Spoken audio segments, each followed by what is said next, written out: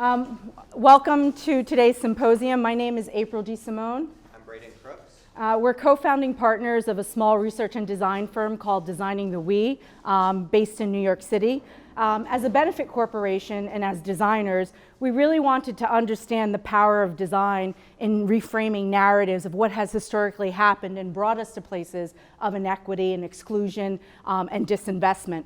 And oftentimes what we found in our work is that having this conversation, we talk about immediate conditions of transportation inequity, we talk about poverty or social determinants of health, but often missing is sort of this narrative of how we arrived to these conditions. What were the policies, practices, and investments that really create this hierarchy of human value within the built environment? And what can we really do and reframe if we have this deeper understanding?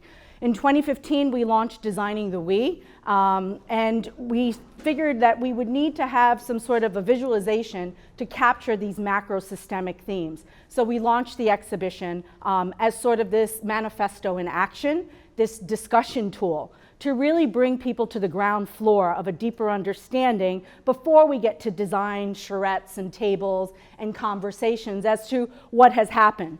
In our short amount of time doing this work, we have really seen that actually having this information reframes narratives. Because believe it or not, many of us do not know about redlining and the deeper implications that such policies as redlining had in shaping the geographic or the socio-spatial dynamics of America. So as we launch this exhibition and we're traveling, it's not only speaking to this broader systemic condition, but it really is bringing people together who call themselves architects and planners and et cetera and beyond that really have no connectivity to this information to reframe the space of design to incorporate a more robust approach to really creating just and inclusive lived experiences. So the exhibit is a traveling exhibit. We have one here in Baltimore, actually at the Impact Hub, opening soon at the library as well.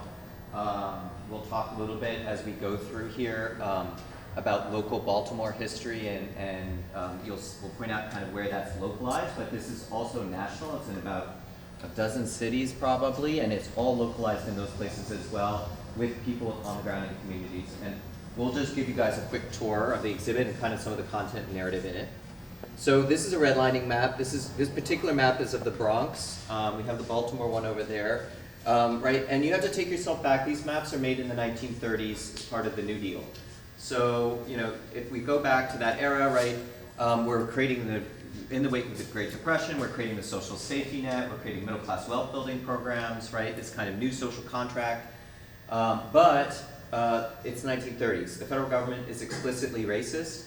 And they're going to want to bake into all these systems and structures ways to cut out people of color from really benefiting from them. And redlining is going to be how we do this with home ownership. So as the Great Depression is going on, we also have a foreclosure crisis. And the federal government says we need to step in to the private real estate market and refinance loans, create new purchasing options, federally insure loans. They invent the 30-year mortgage. And beforehand, it was much more difficult to get a loan. So you might have to put half or all your money down. Maybe you get a 5-year mortgage. So this is going to open up homeownership to a much broader number of people and kind of create the American dream, quote unquote, of owning your own home.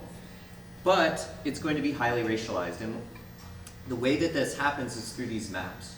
And the maps are essentially a risk assessment because the federal government's going to be insuring all these home loans, and they want to say, well, you know, what's a sure bet and what is a risky bet that we don't want to take? And this is essentially a credit score. So it's before you and I would have a credit score. Individual credit scores don't exist, but our neighborhood is going to get a credit score. And it's the first really national system for credit in that sense, in this big, broad way. And so everybody gets a color. You're either going to be green, which is great, definitely lend here. That's where we want to see money go. Blue, which is okay, that's still pretty good. Yellow, which is considered declining. And finally, red areas, which they call hazardous areas. And those areas are going to be really cut off from this investment. They're going to be treated as pariah zones, and even somewhat yellow. And you know, what this is going to do, at first it's starting with these home mortgages, but really this is bleeding out into bank branch locations, business loans, insurance rates, access to the money system in general is going to be cut off and strangled in these areas. And you have to keep in mind, in the 1930s, these are bustling, dense, thriving neighborhoods, okay? These small businesses fill every store, people are there, you know, going about their daily lives. But the federal government's going to say these are areas where we don't want to invest. And the question, of course, is, well, why do this to an area, right? Because what you're doing is you're sending it on a pathway towards decline. Because if you can't get loans, if you can't get a business loan, if you can't sell your house, right, the property values are going to plummet, businesses are going to move out, etc. And the answer is in the maps. So you see how each one of these kinds of zones has a number. It says D1 here, D3, C18.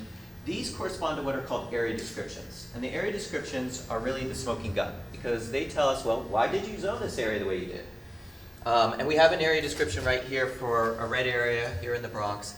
And you get down to line C, it says detrimental influences, Negro infiltration. So we're going to be completely explicit. This is national language. It's used here in Baltimore. It's used all over the country. These 239 maps are made. And this is based on the federal instructions of filling this out. The federal instructions are going to tell people, look out for the infiltration or invasion of hazardous social and racial groups. And those are particularly black folks, but also Hispanic people, Asian families. At this point in time, new immigrants, and what they would determine foreign-born, which included Italian immigrants, Eastern Europeans, Jewish people. So, you know, if people of color, new immigrants sound familiar, that's who we're going to target. And we're going to say their presence in the neighborhood is going to become synonymous with the decline and disinvestment of that area, right? So beforehand, maybe if I was a black family, I might have trouble getting a loan and discrimination. But now, all my white neighbors are even going to be, because they live even next block over, are going to have the same problem. And this is going to mean that you're going to start to spur flight from cities, white flight from cities, as people try and sell out and get out. At the same time that that's happening, however, right, and we're starting to concentrate people into redlined areas at the same time that we're disinvesting and devaluing those neighborhoods, right, the federal government has opened up this huge spigot of wealth building, which is for home ownership, right? Well, who gets that? Well, that's going to go to these green and blue areas. And what you'll find is that the federal government's going to say, well, to get this green rating, it's not just to say, okay, yeah, this is where white folks are living. It's also to say, this is an area that has restrictions on hazardous infiltration, which means this is an area with racial covenants or racial deeds that say, this is a whites-only neighborhood. In fact, Roland Park in Baltimore, you may know, invented the racial deed. That was one of Baltimore's gifts to the nation. The federal government picks that up and implements that literally across the entire country. And so what this means, right, is a handful of places and cities are going to get green, but for the most part, right, cities are more heterogeneous places. The American city on whole gets somewhere between 60 and 80% red and yellow. And the areas that are going to be green are often going to be new development. Areas, suburban areas, right? Areas that can Levittown, et cetera, that can wall themselves off and say, yep, we're going to be a whites-only neighborhood, and that is going to give us access to these federal loans and build wealth. And so in many ways, this starts to build out this geography, right? This structural geography that we're really used to all across the country in cities and even small towns, of where you'll find, you know, on the one hand, concentrated areas of poverty in cities, mostly people of color, and on the other, much wealthier, much whiter suburbs that surround them. And that is essentially invented through this system. And what does that mean, right? Well, that means fast forward till today, and right, we won't have find this language, but what you'll still find that same structural geography that gets designed through this system, right? And so now you can have different policing, different schools, different health options, different housing, right? All these different systems for different people, and not necessarily need to mention race, use zip code, but still preserve an apartheid-based system in the US. And, you know, while that's happening, right, and this gets baked into the geography, right, so and the design of place and space. And while that's happening, you also have the second major structural outcome is this huge destruction of wealth that occurs and deepens and preserves a massive racial wealth gap in the United States. And this is from a report which is called Umbrellas Don't Make It Rain, which is talking about programs and policies trying to address the consequences of this historic wealth destruction without necessarily rebuilding the wealth of neighborhoods and people. And so, what's the number one wealth building mechanism historically in the U.S.? Home ownership, right? So, and property, right? So property in general, right? Exactly. Ownership of people, land, means of production. Right? So that people are going to get systemically cut out of that. And so what we see is that huge history of wealth destruction is maintained. Even if you were to buy a home, right, in a redlined area, this doesn't become your asset that becomes, your anchor for your family moving forward. You go underwater, right? You lose that money. And so these two big outcomes, this geographic structure and design and then the impact on wealth, are major structural things that we still deal with today. And it's one of the reasons why redlining is such a key piece of the puzzle to understand how do we go from this very explicit Jim Crow era racism in the 1930s, where it's going to be written in black and white, and design that into structural racism, where it's literally designed as a landscape of the whole country. So section 2 of the exhibition is a Baltimore-specific map. And as Braden stipulated, the federal government, the Homeowners Loan Corporation, creates 239 of these maps across the United States. Is it that racial segregation didn't exist prior to the New Deal? Of course it existed, right? It was alive and well. But what is the key pivot moment here? It's the federal government sanctioning this behavior. So the people who are put in positions of authority to steward the ideologies and principles of our democracy are making these decisions in the built environment that we're still dealing with to this very day. So after the Homeowners Loan Corporation comes up with the maps, and you can read specific area descriptions pertaining to Baltimore, FHA, the Federal Housing Administration that we're more familiar with, adopts this methodology. But they say we can take this actually a step further. We're going to create a federal underwriting manual with stipulations on how the government will back risk. It isn't just risks about home ownership, but it's also investment into the infrastructure of what suburbanization entails. Roadways out of the pariah cities, parks, libraries, all of the conditions that a neighborhood needs to be humanly and habitable, right? So I'm going to share one of these stipulations, and forgive me because it's dark and I'm already blind, that the federal government put in their manual. The first one says the valuator should investigate areas surrounding the location to determine whether or not incompatible racial and social groups are present, to the end that an intelligent prediction may be made regarding the possibility or probability of the location being invaded by such groups. If a neighborhood is to retain stability, it is necessary that property shall continue to be occupied by the same social and racial classes. A change in social or racial occupancy generally leads to instability and a reduction in values. So again, this isn't our opinion. This is here in black and white. And this was used, we can find credible evidence in the underwriting manuals up until 1952. We arguably feel that it was in the underwriting manual of 1959, but we haven't found actual black and white to hold that with accuracy. And when we find it, we'll make sure that everyone knows it was up until 1959. So what does this mean? As I mentioned, it isn't just about white flight and buying home ownership. It's really disinvesting in what Braden had mentioned, already live corridors and existing neighborhoods. Creating sort of this geographical, as I mentioned earlier, hierarchy. Who's deserving, who's undeserving, reinforcing a perception that we are all inoculated with today around color and class and religion and place and all of these conditions that we frame as we sit to design. Now, as what the FHA is doing with the 15 and 30-year mortgage in suburbia, this opens up, that's for the private industry. But we also know that the federal government begins to step in public housing or social housing. Right? This is the start of we're no longer going to do laissez-faire. So now that they have the private sector ensured that they're going to create restrictions and segregation, they now introduce within the public sector.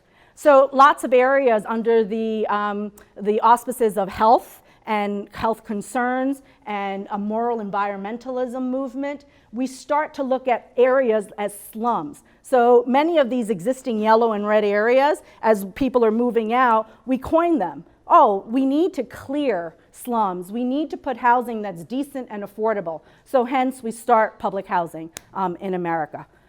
Was it for everybody? So we cleared areas that were racially integrated, right? You had all different people.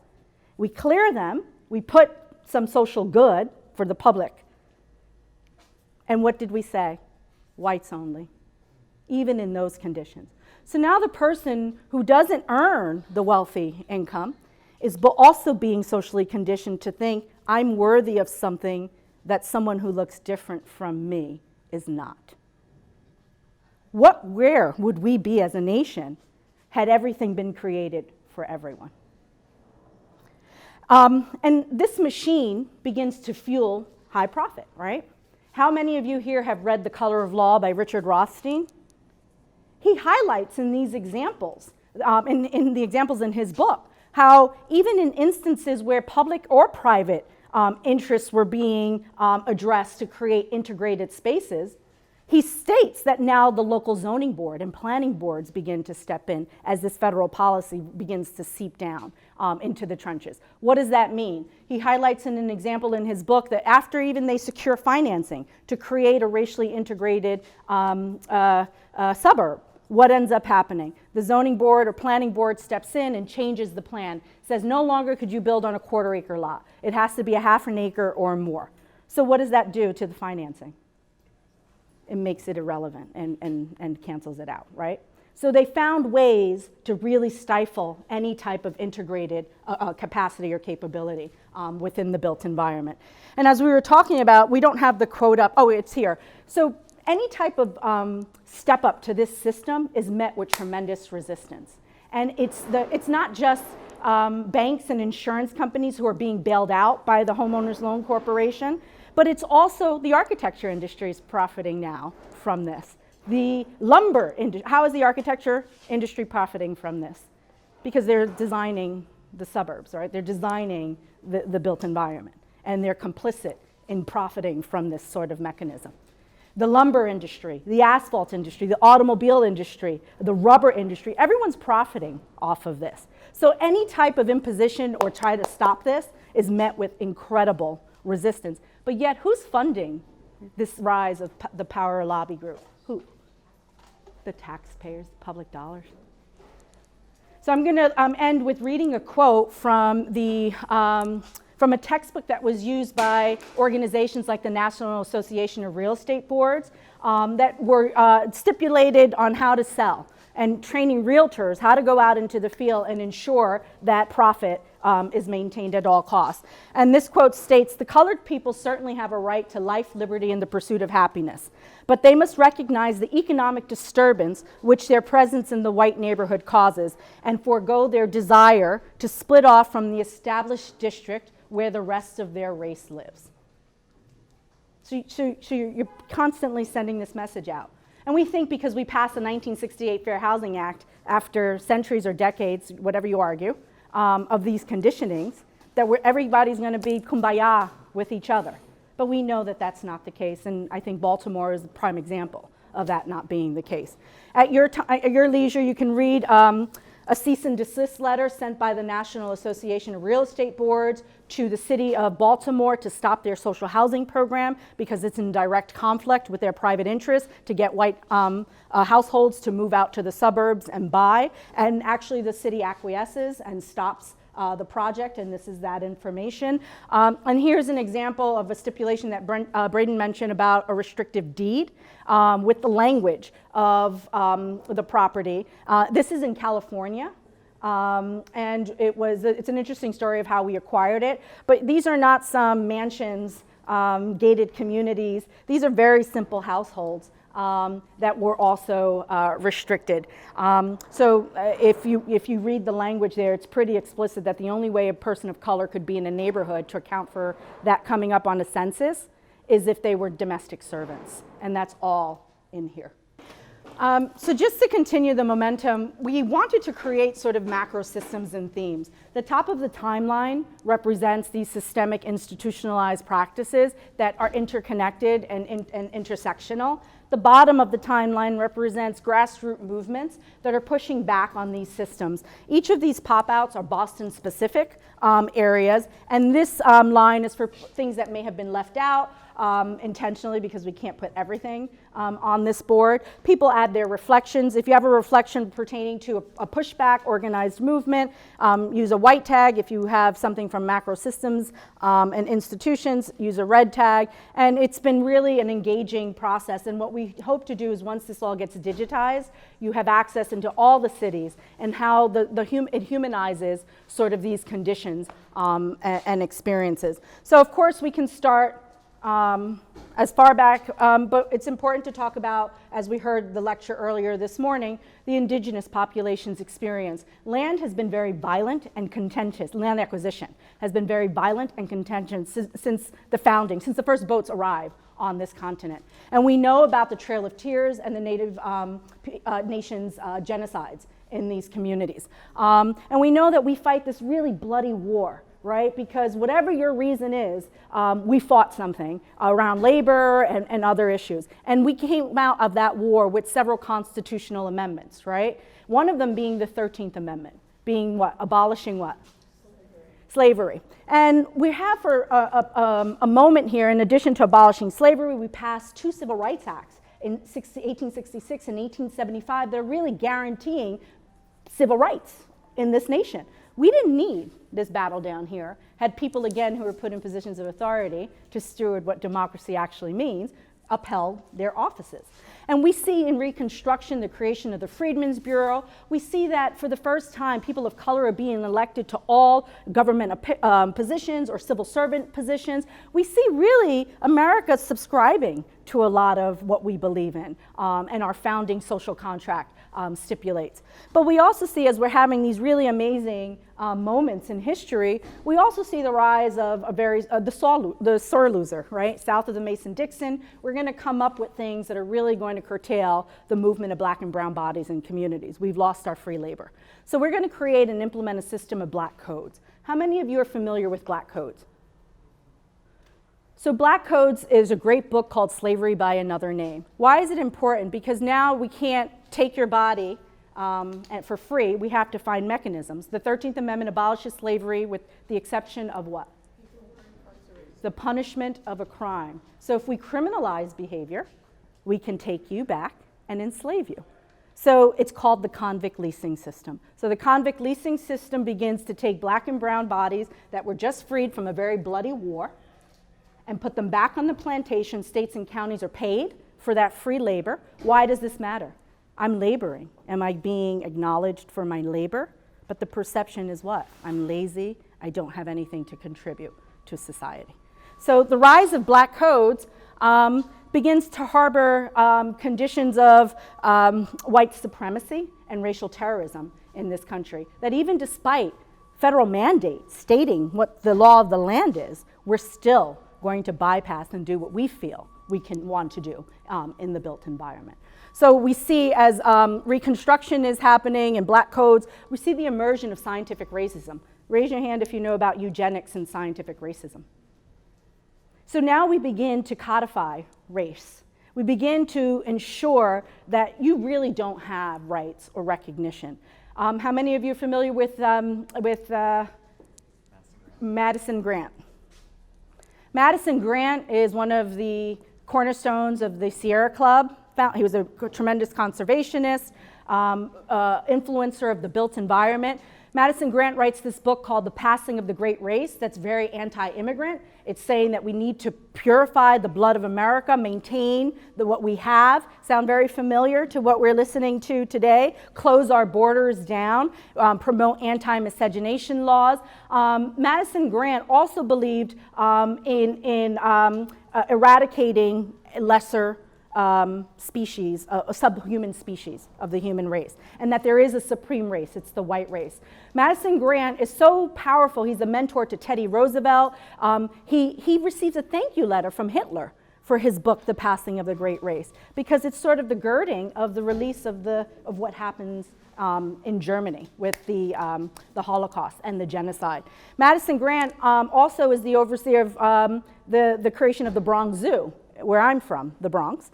He, under his tutelage, they house a Congolese pygmy in the monkey house of the Bronx Zoo to make a cognitive association of that this is what I speak of when I speak of a subhuman of our species. So it's this conditioning all around you that's really creating sort of these terroristic sentiments towards difference, towards who's valued. And as we see the rise of scientific racism, we see the compromise of 1877, Rutherford B. Hayes wins the election only because of a compromise, right?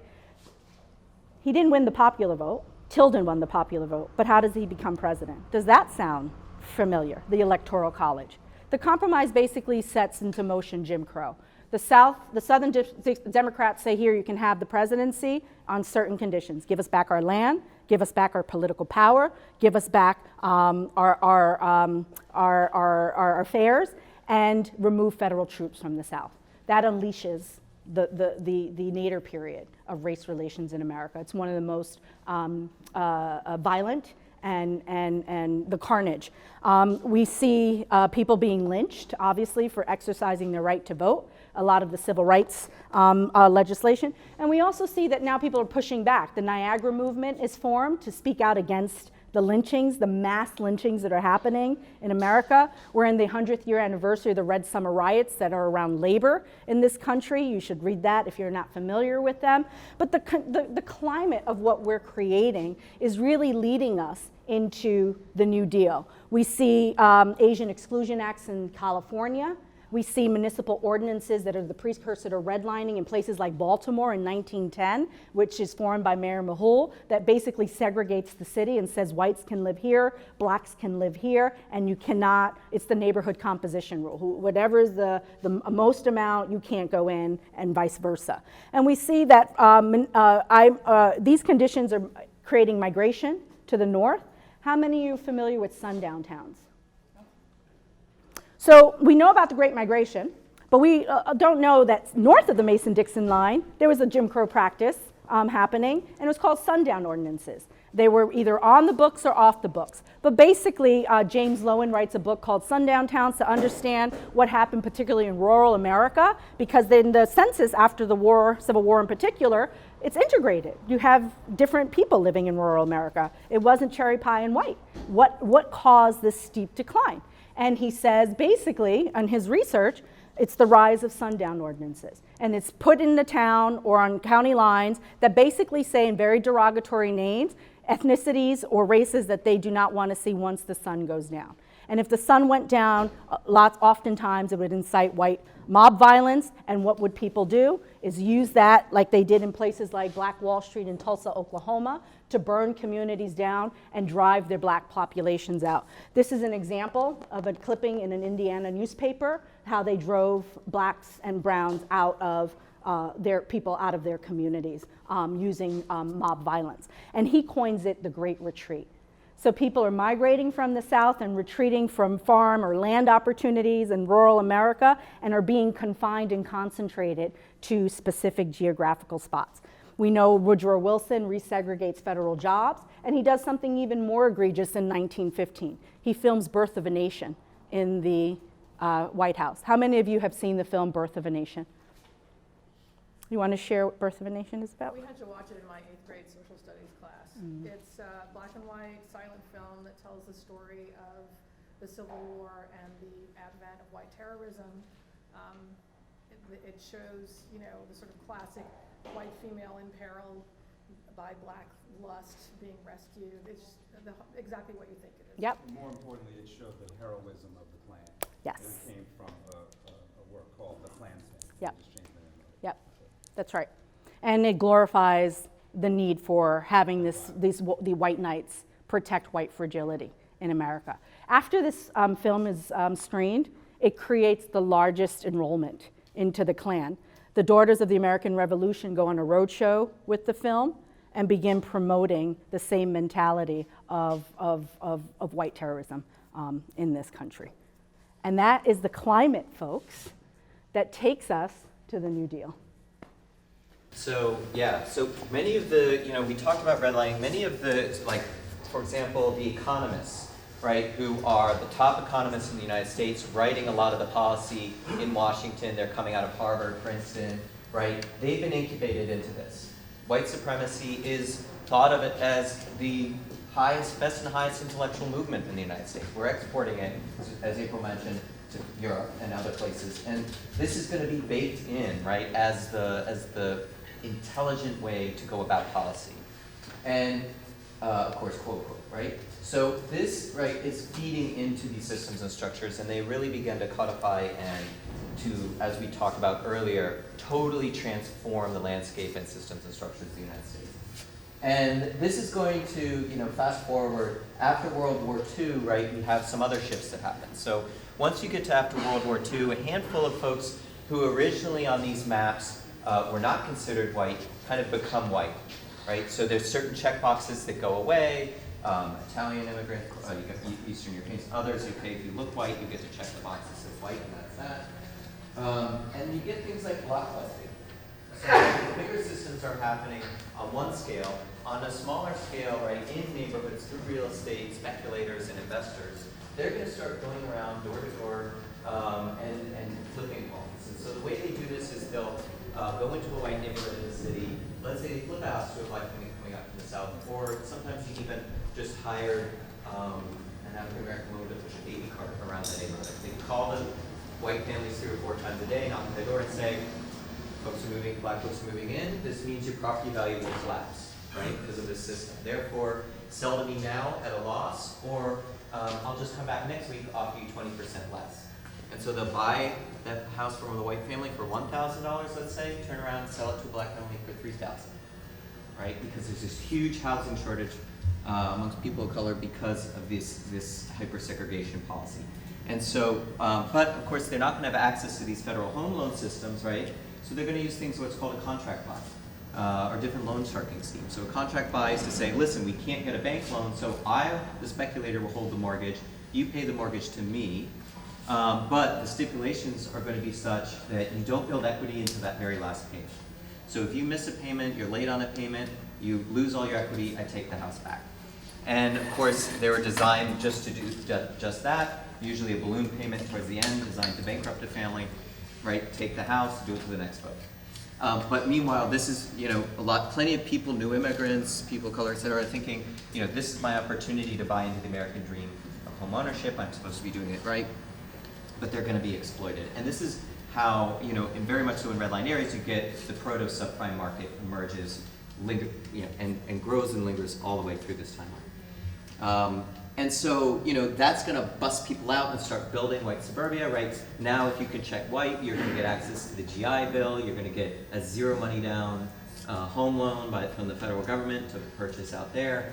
Does it really matter if you sold at a loss? And, you're going to see, as April mentioned, the subsidizing of suburbia. You have all these industries pushing the federal government to subsidize suburbia because that's what sells cars and houses and appliances and all this. And then, while that's happening on the one hand, as April mentioned also, right, well, what's going to happen in cities? Well, in cities, we're going to say things like, oh, we have these slums, right? Well, we don't really know why or how they got here, but the answer is we need to bulldoze these neighborhoods. Oftentimes, they'll refer to slums as a cancer on the city. What do you do with a tumor, right? You remove the tumor. So we need to bulldoze these neighborhoods, do things like build segregated GI housing and public housing. Of course, now highways, as we heard earlier, right, are going to start going right through the same neighborhoods. And many of the urban renewal maps and the maps the federal government is issuing for where certain block grants and urban renewal stuff are going to go line up with redlining maps. Okay, so they're not going to reference them directly, but you show them and you notice they're going to line up because what they're also saying in redlining maps, mind you, many of the buildings that get redlined are still with us today. People live in them, they're great, but at that point they're going to say it's all obsolete architecture, which means we can knock it down, no problem, right? And so this is going to once again disrupt communities, divide neighborhoods, displace people and businesses. And this is going to start to lead into this area of capital flight and quote-unquote urban decay, right? So now you have the tax base is largely leaving cities. Blue-collar manufacturing jobs start leaving cities. Even white-collar jobs, right, are going to be moving out to the suburbs and building their office buildings out there. And this brings us to an area of what was called planned shrinkage. Actually, planned shrinkage, originally formally implemented first after New York City goes bankrupt in '76, but as recently as after the Detroit bankruptcy, we're going to have to do planned shrinkage. And what that is to say, listen, we don't have enough money for this whole city anymore, right? So what are we going to do? Well, why don't we say this? We'll identify areas of the city that are quote unquote dying, read redline neighborhoods, right, that people are still very much so confined to.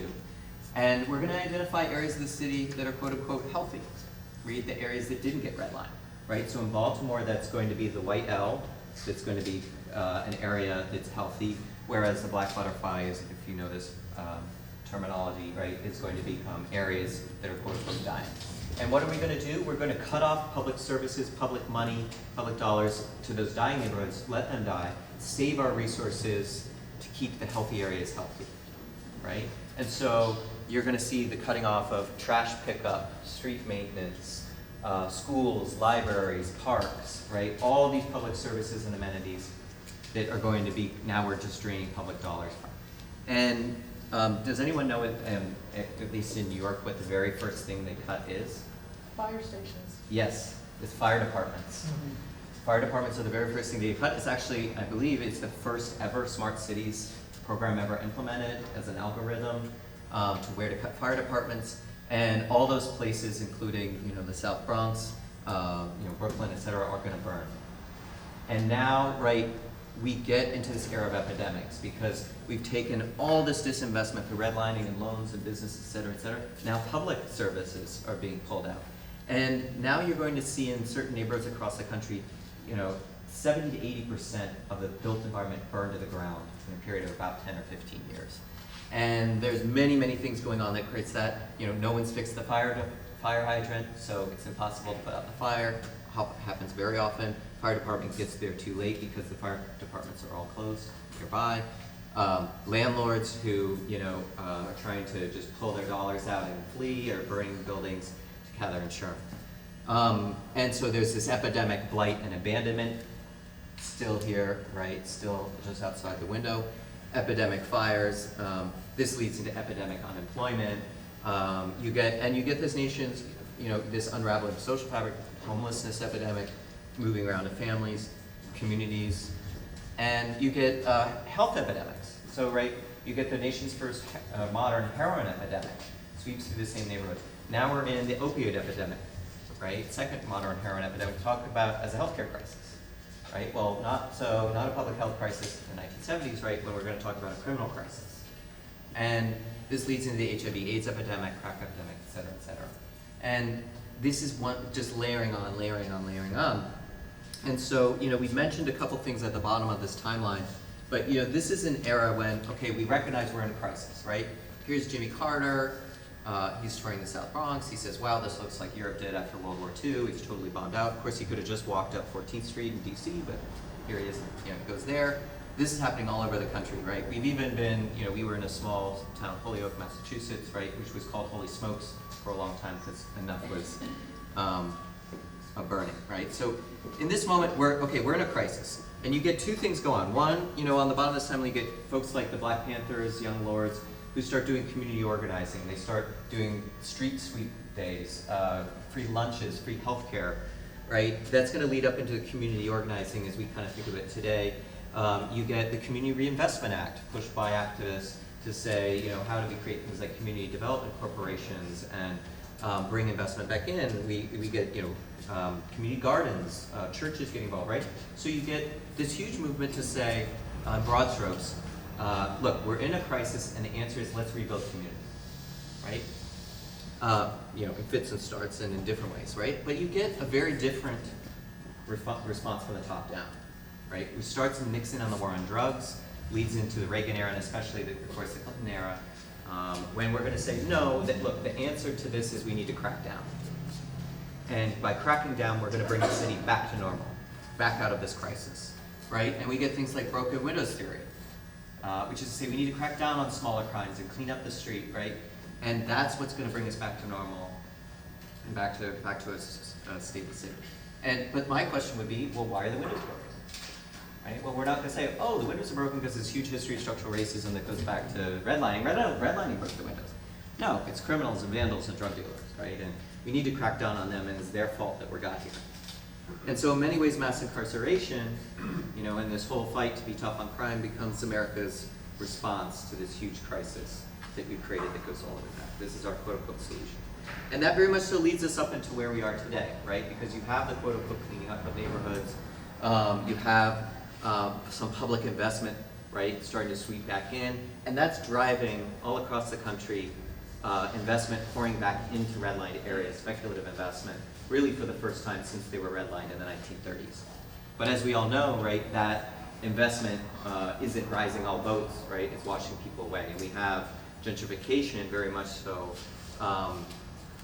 as a core piece of that. And in many ways, kind of a mirror image of things like blockbusting, right, back here, where we're using race and class to devalue and flip real estate. Now, race and class involved in revaluing and flipping that real estate once again, and oftentimes literally the same buildings. And, and now we're having this era of serial displacement, right, where we have housing affordability crisis nationwide, homelessness crisis exploding, and we're kind of in the next great retreat in some ways, of people getting pushed back out. Climate displacement as well. So, and where are folks going? We often say, that often people are being forced into what are essentially new redlined areas, which are areas that are currently in decline. Sometimes it's the quote-unquote inner-ring suburbs, sometimes it's smaller towns outside of city, or other places all across the country. And so, we leave off with this question mark to say, well, what are we going to do here in the room as a society to, not put a fifth board on this timeline? And there's many lessons that come out of it. One important one is that this disenfranchisement is happening again and again and again. It's obvious, but it's important to mention, not something that happened once in the past. And another thing is that many of the crises of one era more or less seem to arise out of the quote-unquote solutions of an era past, right? Where, slum clearance is an answer to the slum problem, and planned shrinkage an answer to the budget crisis, and mass incarceration becomes a response to this. So, we're not asking ourselves in those instances, what is this deeper history? How did we get here? What is this context? Why is it the way we look? Gentrification in this moment is not acute, new thing. It's actually a deeper process and another iteration. Section 4, you could look at your leisure and pin stories. This is sort of the humanizing of everything that Braden is talking about with Boston-specific stories. Please, there's a card in here. You pin a number on the map, and then you just write sort of what stands out to you because of this particular geographic location and experience, a thought, a reflection. And when we digitize this information, you'll have access to it online. And then I'm going to quickly move you to Section 5, is our work and our processes and how we take this history and saying, we can't do this work unless we know sections or 1 through 4, because it allows for the reframing, the redesigning, and the reinvestment to occur. When we have a different narrative and understanding of what has historically happened, we can reframe things differently. When we can reframe things differently, we can talk about how does design play a role in really creating equity and inclusion in the built environment.